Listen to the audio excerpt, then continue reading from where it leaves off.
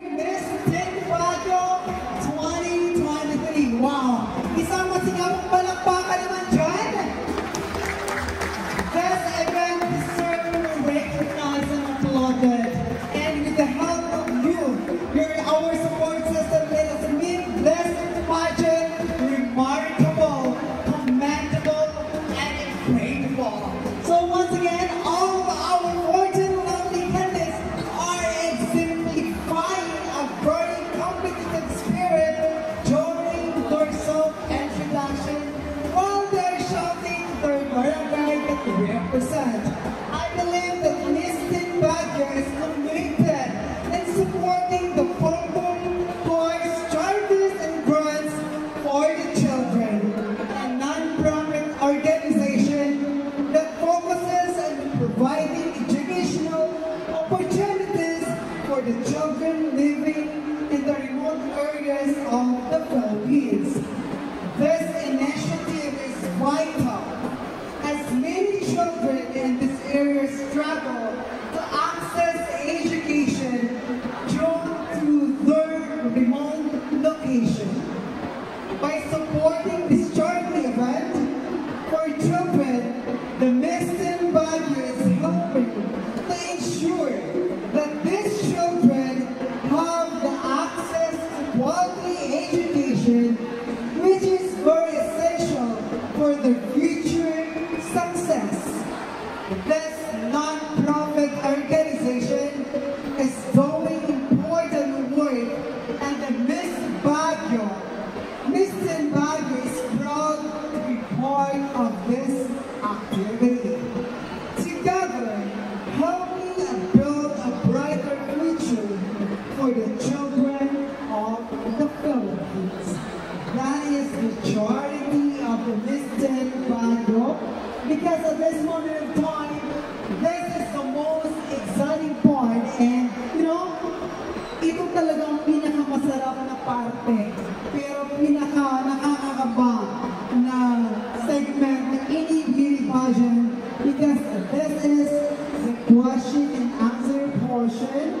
In our candidates, we're going to meet our distinguished friends from our media. We have our friend from the media outlet.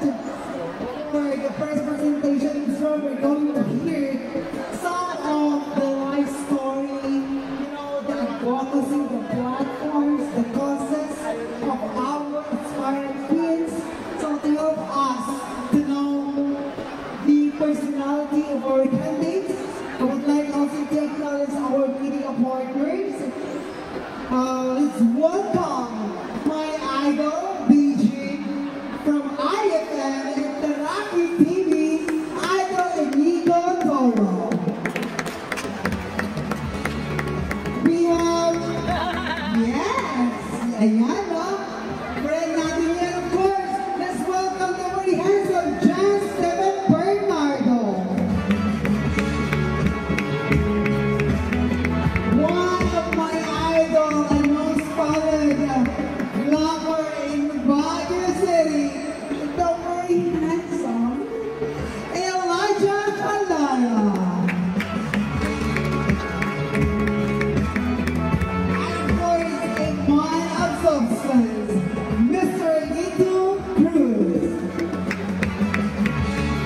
Meron pa ba akong hindi nabanggit? Yes, ito lang kasi nakasulat dito. We would like to welcome Mr. Hudson Cayas. Tama ba?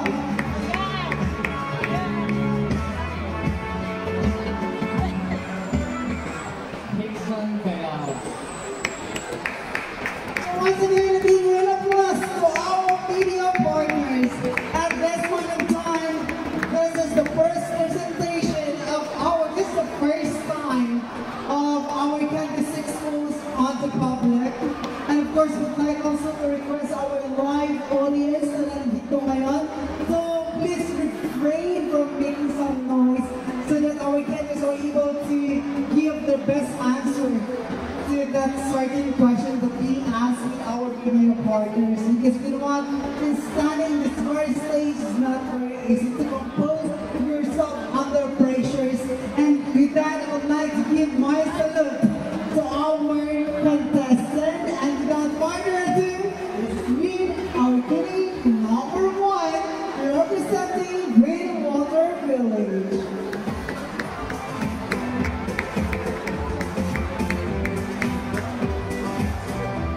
So ayan o, habang nagbibigay ng instruction ng ating staff, ayan, live na live pa rin po tayo. And don't forget to share this event using the hashtag SMUniformen 2023, hashtag Visit Baguio 2023. Agbyag iti Baguio, agbyag tayo amin. Happy 114th founding anniversary, Ciudad iti Baguio.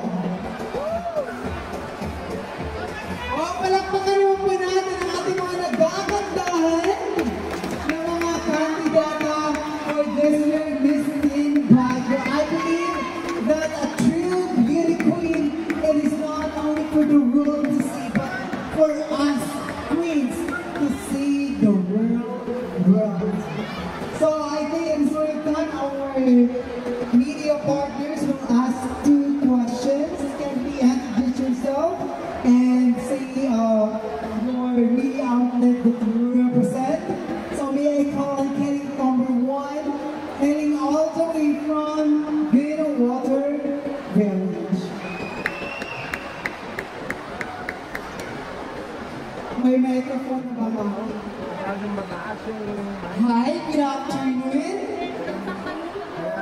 Good afternoon. Ayan. So, kamusta naman? Kamusta ang pakiramdam na at last you're officially introduced to the public as one of the official candidates?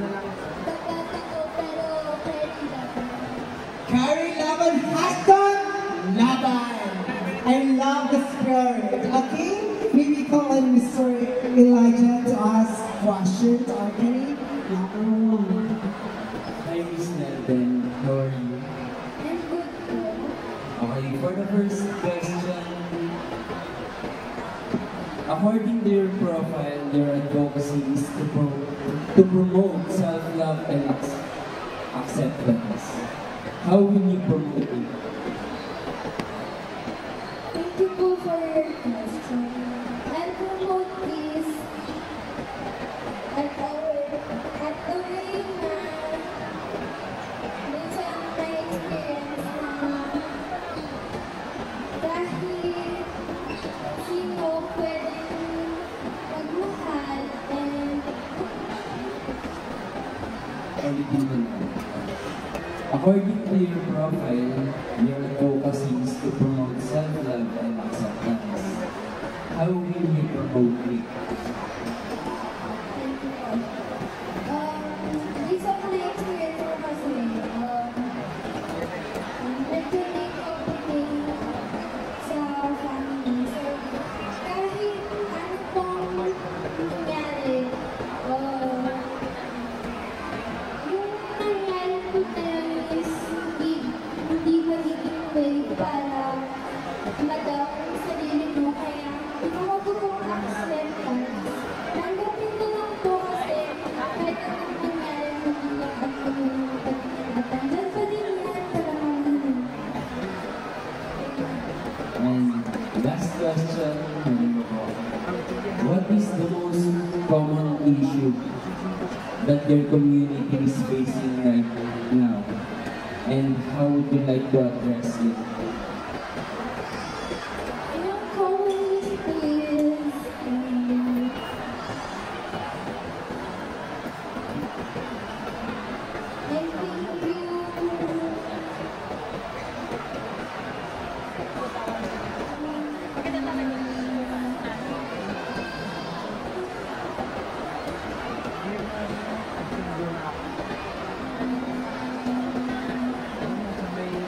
I think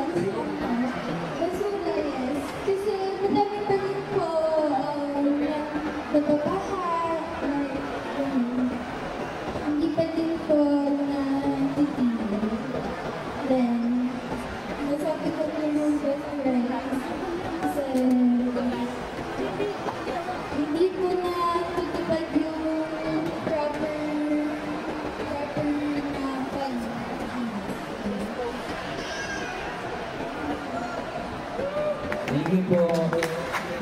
Thank you so much, Kenny. Number one, we have Green Water Village. Miracle Arnold Laconsay, ma'am, from the Baguio Tourism. And number two is representing Santo Tomas proper. And now we request Kenny number one to take the backstage and sit down Ma'am. with some touch. Sige, ma'am. Okay, good afternoon. Magandang Hindi, ma'am. hapon kay number two. Yan lang. Pwede kong Ayan, ikat-kat. so pampawala ng kabaw, ano siya favorite color? May kasama kami sa likod. I love pink. Bakit Si naman? yung president namin, ma'am. Smile lang mo sa pink. Maybe ka, sir? Sir. Biglang nawala.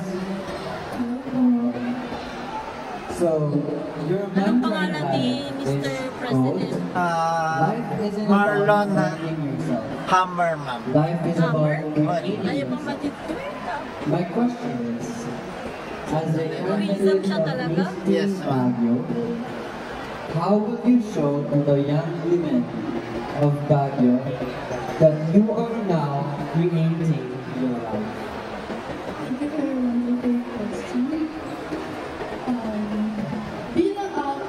Bilang kalak po dito sa Miss Teen Baguio, creating myself is, ito po, yung pinaka-first step ko is pagsali dito sa Miss Teen Baguio, which is a good start po, kasi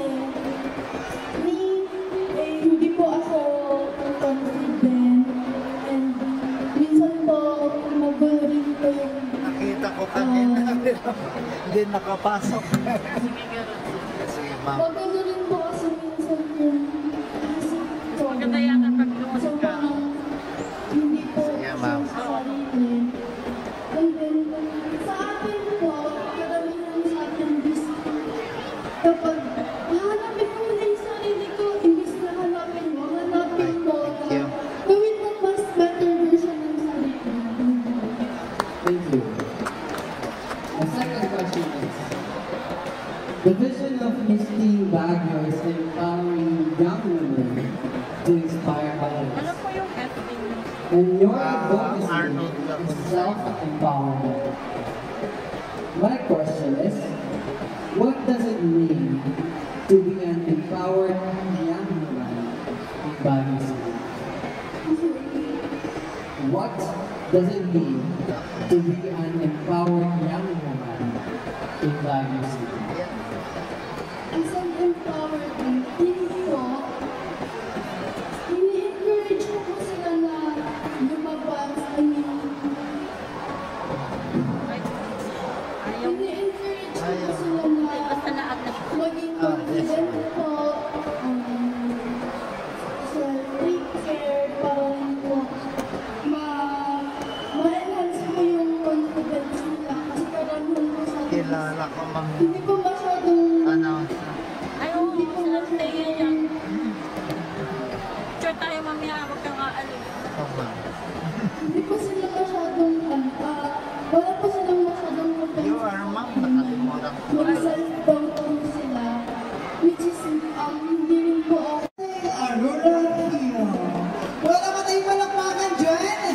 Well, of course, we are live right here at the SM Baguio City. This is Miss Teen Baguio, the press presentation. So, kamusta? How are you feeling right now? Kabado po. Kabado, ayan. Ano namang ginagawa mo pa para mawala yung kaba natin? Yes, yan talaga. The first thing that you have to do, girls, lalo sa inhale, exhale. Perfect. I love that. Okay?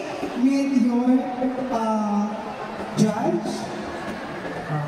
Good afternoon. I'm Johnston Bernardo, fashion designer.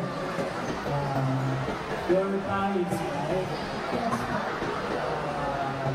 Your ambition is to become a flight attendant, and your advocacy is to become, your advocacy is about mental health. So, basic line question. What emotion are you feeling the most today?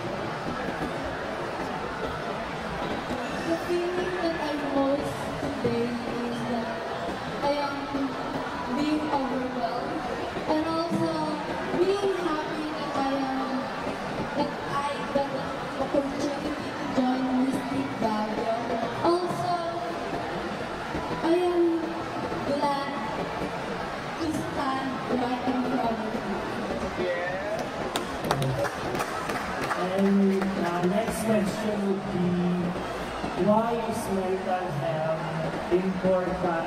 Why is mental health as important as physical health? Since our advocacy is all about mental health, so the last question would be, why is mental health as important as physical health? Mental health is also important as physical health because mental health is just not, we cannot see it just in a way. We can see it through their actions based on their observation. Also, mental health is being one of the most topic and issue today to all young people. Also, at my age, and also to all people who are adults, they are struggling with their mental health. They are being judged and also being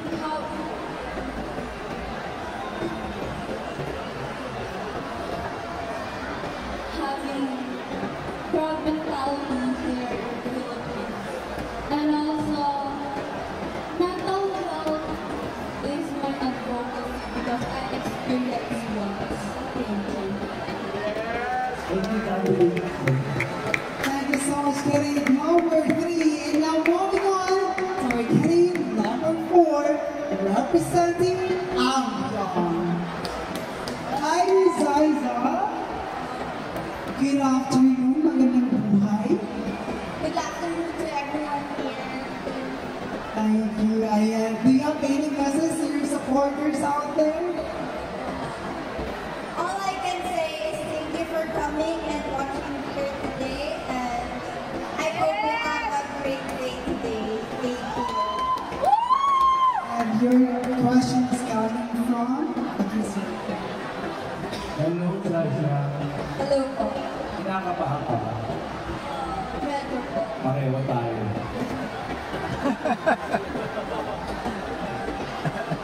Ang tanong ko, about your advocacy. Can you explain? I am an advocate for mental health because, as the other John said, mental health is as important as physical health. Because we all deserve not to live in the darkness we live in, and we need to share and tell our stories and our problems to our friends, families, and relatives so that we cannot lock ourselves in our problems. Thank you. Thank you.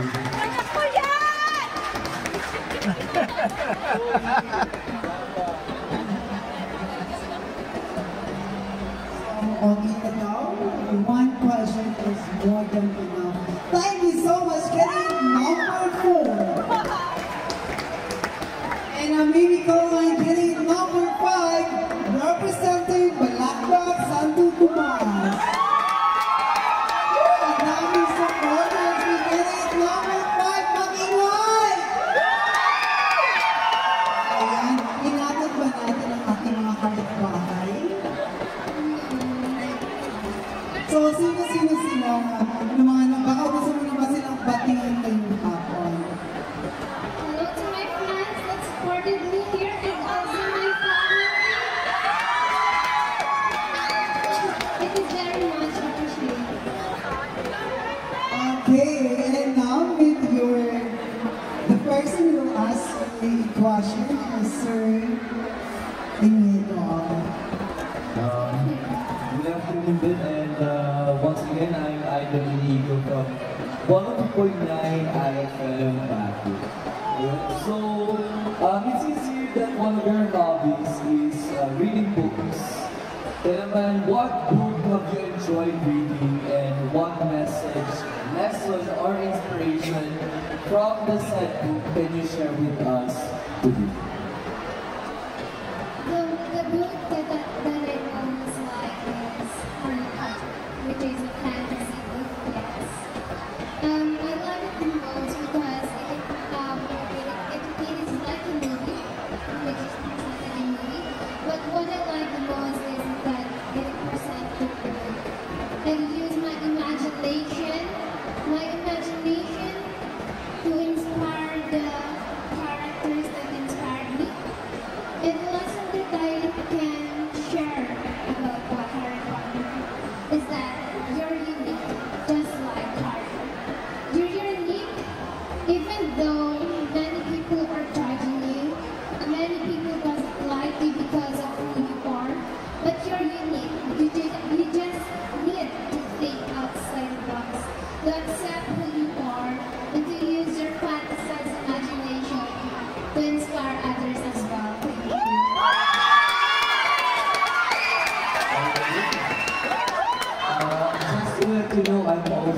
a Potter fan, kaya mabigat yung sinabi mo kanina. Gagraduhan natin siguro yun lang.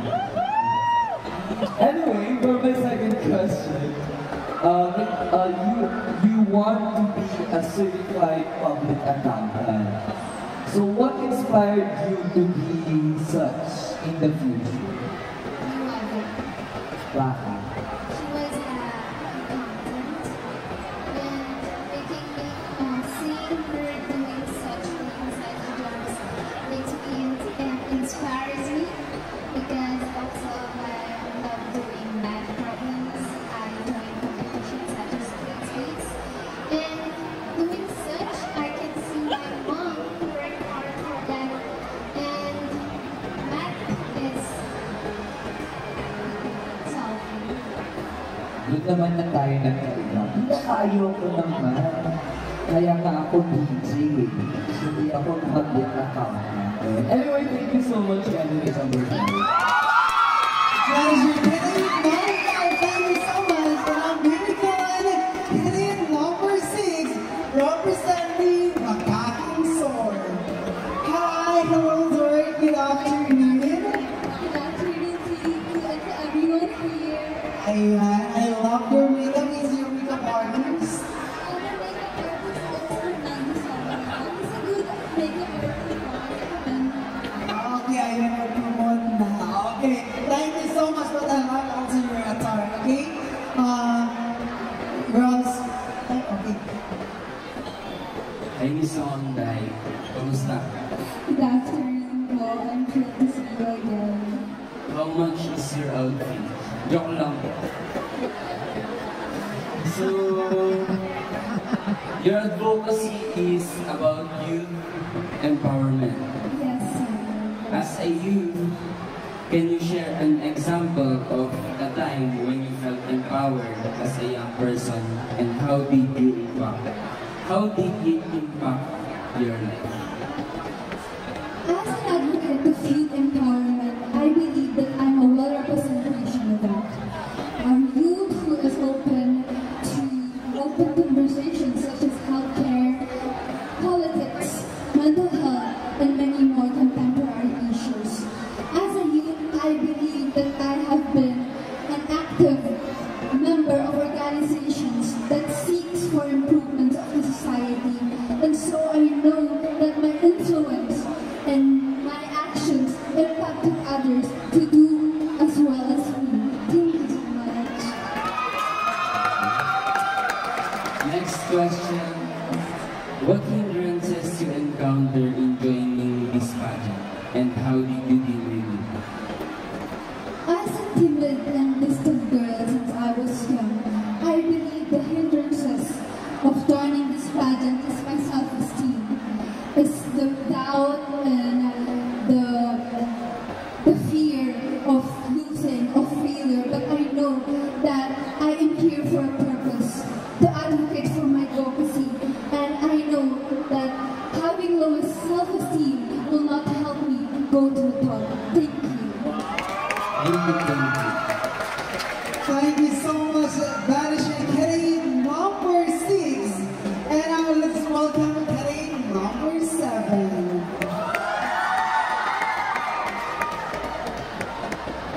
Good afternoon, Killian number 7.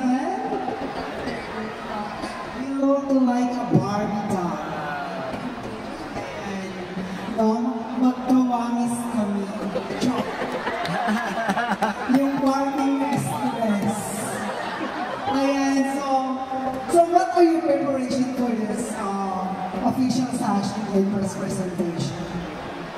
Well, my preparations were definitely trying to remain calm and always remembering what I am here for. Why is my purpose in joining a